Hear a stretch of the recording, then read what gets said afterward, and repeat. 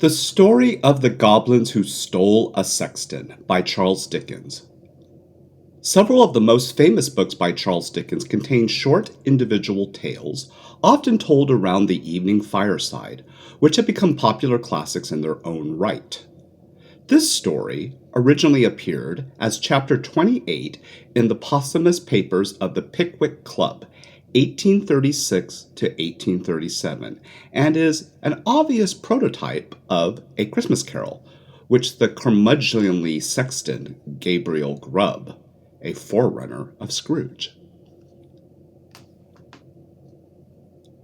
In an old abbey town down in this part of the country a long, long while ago, so long that the story must be a true one, because our great-grandfathers implicitly believed it. There officiated as sexton and gravedigger in the churchyard one Gabriel Grubb. It by no means follows that because a man is a sexton and constantly surrounded by emblems of mortality, therefore he should be a morose and melancholy man. Your undertakers are the merriest fellows in the world, and I once had the honor of being on intimate terms with a mute, who in private life and off-duty was as comical and jocose a little fellow as ever chirped out a devil-may-care song, without a hitch in his memory, or drained off a good stiff glass of grog without stopping for breath. But notwithstanding these precedents to the contrary, Gabriel Grubb was an ill-conditioned, cross-grained, surly fellow, a morose and lonely man who consorted with nobody but himself, and an old wicker bottle which fitted into his large, deep waistcoat pocket, and who eyed each merry face as it passed him by with such a deep scowl of malice and ill humor as it was difficult to meet without feeling something the worse for. A little before twilight one Christmas Eve, Gabriel shouldered his spade, lighted his lantern, and betook himself towards the old churchyard, for he had got a grave to finish by next morning, and feeling very low, he thought it might raise his spirits perhaps if he went on with his work as once. As he wended his way up the ancient street, he saw the cheerful light of the blazing fire gleam through the old casements, and heard the loud laugh and the cheerful shouts of those who were assembled around them. He marked the bustling preparations for the next day's good cheer, and smelt the numerous savory odors consequent thereupon, and they steamed up from the kitchen windows in clouds. All this was gall and wormwood to the heart of Gabriel Grubb, as the groups of children bounded out of the house, tripped across the road, and were met, before they could knock at the opposite door, by half a dozen curly-headed little rascals who crowded round them as they flocked upstairs to spend the evening in their Christmas games. Gabriel smiled grimly, and clutched the handle of his spade with a firmer grasp, and he thought of measles, scarlet fever, thrush, whooping cough, and a good many other sources of consolation beside. In this happy frame of mind, Gabriel strode along, returning a short, sullen growl to the good-humored greetings of such of his neighbors as now and then passed him, until he turned into the dark lane which led to the churchyard. Now Gabriel had been looking forward to reaching the dark lane, because it was generally speaking a nice, gloomy, mournful place, into which the townspeople did not care much to go, except in broad daylight, and when the sun was shining. Consequently, he was not a little indignant to hear a young urchin roaring out some jolly song about a Merry Christmas in this very sanctuary, which had been called Coffin Lane ever since the days of the old abbey, and the time of the shaven-headed monks. As Gabriel walked on, and the voices drew nearer, he found it proceeded from a small boy who was hurrying along to join one of the little parties in the old street, and who, partly to keep himself company, and partly to prepare himself for the occasion, was shouting out the song at the highest pitch of his lungs. So Gabriel waited till the boy came up, and then dodged him into a corner, and rapped him over the head with his cane. Lantern as well 5 or 6 times, just to teach him to modulate his voice. And as the boy hurried away with his hand to his head, singing quite a different sort of tune, Gabriel Grubb chuckled very heartily to himself and entered the churchyard, locked the gate behind him.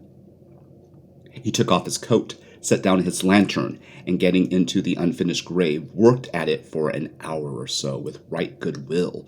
But the earth was hardened with the frost, and it was not very easy matter to break it up and shovel it out. And although there was a moon, it was a very young one, and shed little light upon the grave which was in the shadow of the church. At any other time, these obstacles would have made Gabriel Grubb very moody and miserable, but he was so well pleased with having stopped the small boy's singing that he took little heed of the scanty progress he had made, and looked down into the grave, when he had finished work for the night, with grim satisfaction, murmuring as he gathered up his things. Brave lodgings for one, brave lodgings for one, a few feet of cold earth, when life is done, a stone at the head, a stone at the feet, a rich, juicy meal for the worms to eat, rank grass overhead and damp clay round, brave lodgings for one, these, in holy ground. Ho, laughed Gabriel Grubb as he sat himself down on the flat tombstone which was a favorite resting place of his, and drew forth his wicker bottle. A coffin at Christmas, a Christmas box. Ho, ho, ho! Ho, ho, ho! Repeated a voice which sounded close behind him. Gabriel paused in some alarm, in the act of raising the wicker bottle to his lips, and looked round. The bottle of the oldest grave about him was not more still and quiet than the churchyard in the pale moonlight. The cold hoar frost glistened on the tombstones, and sparkled like rows of gems among the stone carvings of the old church. The snow lay hard and crisp upon the ground, and spread over the thickly strewn mounds of earth, so white and smooth a cover that it seemed as if the corpse lay there, hidden only by their winding sheets. Not the faintest rustle broke the profound tranquillity of the solemn scene. Sound itself appeared to be frozen. All was so cold and still. It was the echoes, said Gabriel Grubb, raising the bottle to his lips again. It was not, said a deep voice. Gabriel started up and stood rooted in the spot with astonishment and terror, for his eyes rested on a form which made his blood run cold. Seated on an upright tombstone close to him was a strange, unearthly figure, whom Gabriel felt at once was not being of this world. His long, fantastic legs, which might have reached the ground, were cocked up and crossed after a quaint, fantastic fashion. His sinewy arms were bare, and his hands rested on his knees. On his short, round body he wore a close covering, ornamented with small slashes, and a short cloak dangling at the back. The collar was cut into curious peaks, which served the goblin in lieu of ruff or neckerchief, and his shoes curled up at the toes into a long point. On his head he wore a broad-brimmed sugar-loaf hat, garnished with a single feather. The hat was covered with the white frost, and the goblin looked as if it had sat on that same tombstone very comfortably for 200 or 300 years. He was sitting perfectly still. His tongue was put out, as if in derision, and he was grinning at Gabriel Grubb with such a grin as only a goblin could call up. "It was not the echoes," said the goblin. Gabriel Grubb was paralyzed and could make no reply. "What do you do here on Christmas Eve?" said the goblin sternly. "I came to dig a grave, sir," stammered Gabriel Grubb. "What man wanders among graves and churchyards on such a night as this?" said the goblin. "Gabriel Grubb! Gabriel Grubb!" screamed a wild chorus of voices that seemed to fill the churchyard. Gabriel looked fearfully round. Nothing would be seen. "What have you got in that bottle?" said the goblin. "Holland, sir," replied the sexton, trembling more than ever, for he had bought it off the smugglers, and he thought that perhaps his questioner might be in an excise department of the goblins. "Who drinks Hollands alone, and in a churchyard on such a night as this?" said the goblin. "Gabriel Grubb! Gabriel Grubb!" explained the wild voices again. The goblin leered maliciously at the terrified sexton, and then raised his voice, exclaiming, "And who, then, is our fair and lawful prize?" To this inquiry, the invisible chorus replied in a strain that sounded like the voices of many choristers singing to the mighty swell of the old church organ, a strain that seemed borne to the sexton's ear upon a gentle wind, and to die away as its soft breath passed onward. But the burden of the reply was still the same. "Gabriel Grubb! Gabriel Glubb! The goblins grinned a broader grin than before as he said, Well, Gabriel, what do you say to this? The sexton grasped for breath. What do you think of this, Gabriel? Said the goblin, kicking up his feet into the air on either side of the tombstone and looking at the turned-up points with as much complacency as if he had been contemplating the most fashionable pair of Wellingtons in all Bond Street. It's very curious, sir, replied the sexton, half dead with fright. Very curious and very pretty, but I think I'll go back and finish my work, sir, if you please. Work, said the goblin. What work? The grave, sir, making the grave, stammered the sexton. Oh, the grave, said the goblin. Who makes graves at this time when all the other men are merry and taking a pleasure in it? Again the mysterious voices replied, Gabriel Glubb! Gabriel Glubb! I'm afraid my friend wants you, Gabriel, said the goblin, thrusting his tongue further into his cheek than ever, and a most astonishing tongue it was. I'm afraid my friends want you, Gabriel, said the goblin. Under favor, sir, replied the horror-strucken sexton. I don't think they can, sir. They don't know me, sir. I don't think the gentlemen have ever seen me, sir. Oh, yes, they have, replied the goblin. We know the man with the sulky face and the grim scowl that came down the street tonight, throwing his evil looks at the children and grasping his bearing spade the tighter.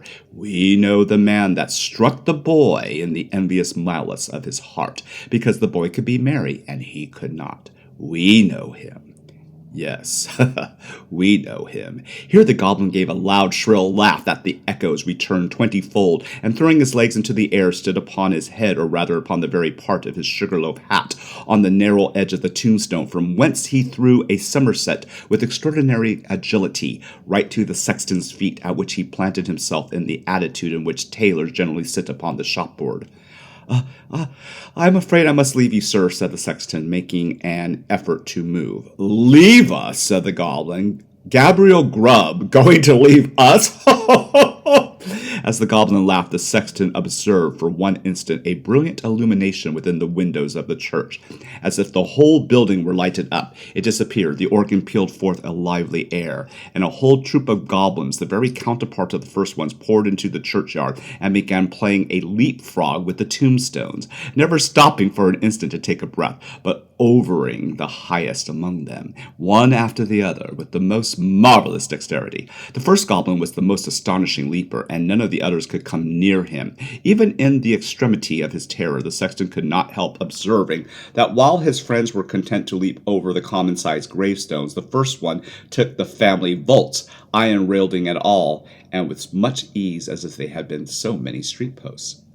At last the game reached to the most exciting pitch. The organ played quicker and quicker, and the goblins leaped faster and faster, coiling themselves up, rolling head over heels upon the ground, and bounding over the tombstones like footballs. The sexton's brain whirled around with the rapidity of the motion he beheld, and his legs reeled beneath him as the spirits flew before his eyes, when the goblin king suddenly darted towards him, laid his hand upon his collar, and sank with him through the earth. When Gabriel Glubb had had time to fetch his breath, which the rapidity of his descent had for the moment taken away, he found himself in what appeared to be a large cavern, surrounded on all sides by crowded of goblins, ugly and grim. In the center of the room, on an elevated seat, was stationed his friend of the churchyard, and close beside him stood Gabriel Glubb himself, without the power of motion.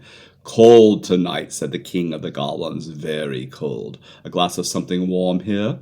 At this command, half a dozen officious goblins, with a perpetual smile upon their face, whom Gabriel Glubb imagined to be courtiers on that account, hastily disappeared, and presently returned with a goblet of liquid fire, which they presented to the king. Ah, said the goblin, whose cheeks and throat were quite transparent as he tossed down the flame, this warms one indeed. Bring a bumper of the same for Mr. Glubb.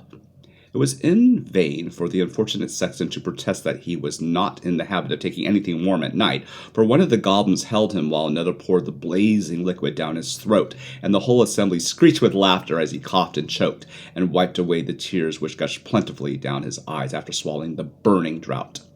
And now, said the king, fantastically poking the taper corners of his sugarloaf hat into the sexton's eyes, and thereby occasionally him the most exquisite pain. And now, show the man of misery and gloom a few of the pictures from our own great storehouse. As the goblin said this, a thick cloud, which obscured the further end of the cavern, rolled gradually away and disclosed apparently at great distance a small and scantily furnished, but neat and clean apartment. A crowd of little children were gathered around a bright fire, clinging to their mother's gown and gambolling round her chair. The mother occasionally rose and drew aside the window curtains as if to look for some expected object. A frugal meal was ready spread upon the table, and an elbow chair was placed near the fire. A knock was heard at the door. The mother opened it, and the children crowded round her and clapped their hands for joy, and their fathers entered. He was wet and weary, and shook the snow from his garments. As the children crowded round him and seized his cloak, hat, stick, and gloves with busy zeal, ran with them from the room. Then he sat down to his meal before the fire. The children climbed about his knee, and the mother sat by his side, and all seemed happiness and comfort. But a change came upon the view, almost imperceptibly. The scene was altered to a small bedroom where a fairest and youngest child lay dying. The roses had fled from his cheek, and the light from his eye, and even as the sexton looked upon him with an interest he had never felt or known before, he died. His young brothers and sisters crowded around his little bed and seized his tiny little cold hand, so cold and heavy. But they shrank back from its touch, and looked with awe on his infant face, for calm and tranquil as it was, and sleeping in rest and peace as the beautiful child seemed to be, they saw that he was dead, and they knew that he was an angel looking down upon them and blessing them from a bright and happy heaven. Again the light cloud passed across the picture, and again the subject changed. The father and mother were old and helpless now, and the number of those about them had diminished more than half. But the content and cheerfulness sat on every face, and beamed in every eye as they crowded around the fireside and listened to old stories of early and bygone days. Slowly and peacefully the father sank into the grave, and soon after the sharer of all his cares and troubles followed him to a place of rest and peace. The few who yet survived then knelt by their tomb, and watered the green turf which covered it with their tears, then rose and turned away sadly and mournfully, but not with bitter cries or despair lamentations, for they knew that they should one day meet again, and once more they raised and mixed with the busy world, and their content and cheerfulness was restored. The cloud settled upon the picture and concealed it from the sexton's view. "What do you think of that?" said the goblin, turning his large face toward Gabriel Grubb.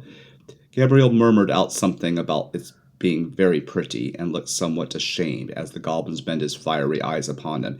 "You, a miserable man," said the goblin, in a tone of excessive contempt. "You!" He appeared disposed to add more, but indignation choked his utterance, so he lifted up one of his very pliable legs and flourished it about his head a little, to ensure his aim, and ministered a good sound kick to Gabriel Grubb, immediately after which all the goblins in waiting crowded round the wretched sexton, and kicked him without mercy, according to the established and invariable customs of courtiers upon earth, who kicked whom royalty kicks, and hug whom royalty hugs. "Show him some more," said the king of the goblins. At this word the clouds was again dispelled, and a rich and beautiful landscape was disclosed to view. There is just such another to this day, within half a mile of the old abbey town. The sun shone from out of the clear blue sky, and water sparkled beneath his rays, and the trees looked greener, and the flowers more gay, beneath his cheering influence. The waters rippled on with a pleasant sound, the trees rustled with the light wind that murmured among their leaves, the birds sang upon the boughs, and the lark caroled on high, her welcome to the morning. Yes, it was the morning. The bright, balmy morning of summer. The minutest leaf, the smallest blade of green grass, was instinct with life. The ant crept forth to her daily toil. The butterfly fluttered and basked in the warm rays of the sun. Myriads of insects spread their transparent wings, and reveled in their brief but happy existence. Man walked forth, elated with the scene, and all was brightness and splendor. "You, a miserable man," said the king of the goblins in a more contemptuous tone than before, and again the king of the goblins gave his legs a flourish. Again it descended on the shoulders of the sexton, and again the attendant goblins imitated the example of their chief. Many a time the cloud went and came, and many a lesson is taught to Gabriel Grubb, who, although his shoulders smarted with pain from the frequent applications of the goblin's feet, thereunto looked on with an interest which nothing could diminish. He saw that men who worked hard and earned their scanty bread with lives of labor were cheerful and happy, and that to the most ignorant the sweet face of nature was a never-failing source of cheerfulness and joy. He saw those who had been delicately nurtured and tendered brought up, cheerful under privations and superior suffering that would have crushed many of a rougher grain, because they bore within their own bosoms the materials of happiness, contentment, and peace. He saw that women, the tenderest and most fragile of all God's creatures, were the often superior to sorrow, adversity, and distress, and he saw that it was because they bore in their own hearts an inexhaustible wellspring of affection and devotedness. Above all, he saw that men like himself, who snarled at the mirth and cheerfulness of others, were the foulest weeds on the fairest surface of the earth, and setting all the good of the world against the evil, he came to the conclusion that it was a very decent and respectable sort of world after all. No sooner had he formed it than the cloud which he had closed over the last picture seemed to settle on his senses and lulled him to repose. One by one the goblins faded from his sight, and as the last one disappeared he sunk to sleep. The day had broken when Gabriel Grubb awoke and found himself lying a full length on the flat gravestone in the churchyard, with the wicker bottle lying empty to his side, and his coat, spade, and lantern, all well whitened by the last night's frost, scattered on the ground. The stone on which he had first seen the goblin seated stood bolt upright before him, and the grave at which he had worked the night before was not far off. At first he began to doubt the reality of his adventures, but the acute pain in his shoulders when he attempted to rise assured him that the kicking of the goblins was certainly not ideal. He was staggering again, but observing no traces of footsteps in the snow on which the goblins had played at leapfrog with the gravestones. But he speedily accounted for the circumstance when he remembered that, being spirits, they would leave no visible impression behind them. So Gabriel Grubb got to his feet as well as he could for the pain in his back, and brushed the frost off his coat, put it on, and turned his face toward the town. But he was an altered man. He could not bear the thought of returning to a place where his repentance would be scoffed at, and his reformation disbelieved. He hesitated for a few moments, and then turned away to wander where he might, and seek his bread elsewhere. The lantern, the spade, and the wicker bottle were found the day in the churchyard. There was a great many speculations about the sexton's fate at first, but it was speedily determined that he had been carried away by the goblins, and there were not wanting some very credible witnesses who had distinctly seen him whisk through the air on the back of a chestnut horse, blind at one eye, with the hind quarters of a lion and the tail of a bear. At length all this was devoutly believed, and the new sexton used to exhibit to the curious for a trifling emolument a good-sized piece of the church weathercock which had been accidentally kicked off by an aforesaid horse in his aerial flight, and picked up himself in the churchyard a year or two afterwards. Unfortunately, these stories were somewhat disturbed by the unlooked-for reappearance of Gabriel Grubb himself some 10 years afterwards, a ragged, contented, rheumatic old man. He told his story to the clergyman and also to the mayor, and in course of time it began to be received as a matter of history, in which form it had continued down to this very day. The believers in the weathercock tale, having misplaced their confidence once, were not easily prevailed upon to part with it again, so they looked as wise as they could, shrugged their shoulders, touched their foreheads, and murmured something about Gabriel Grubb having drunk all the Hollands and then fallen asleep on the flat tombstone, and then affected to explain what he supposed he had witnessed in the Goblins' cavern, by saying that he had seen the world and grown wiser. But this opinion, which was by no means a popular one at any time, gradually died off, and be the matter how it may, as Gabriel Grubb was afflicted with rheumatism to the end of his days, the story had at least one moral, if it teaches no better one, and that is that if a man turns sulky and drinks by himself at Christmas time, he may make up his mind to be not a bit the better for it. Let the spirits be ever so good, or let them be ever so many degrees beyond proof, as those which Gabriel Grubb saw in the Goblins' cavern.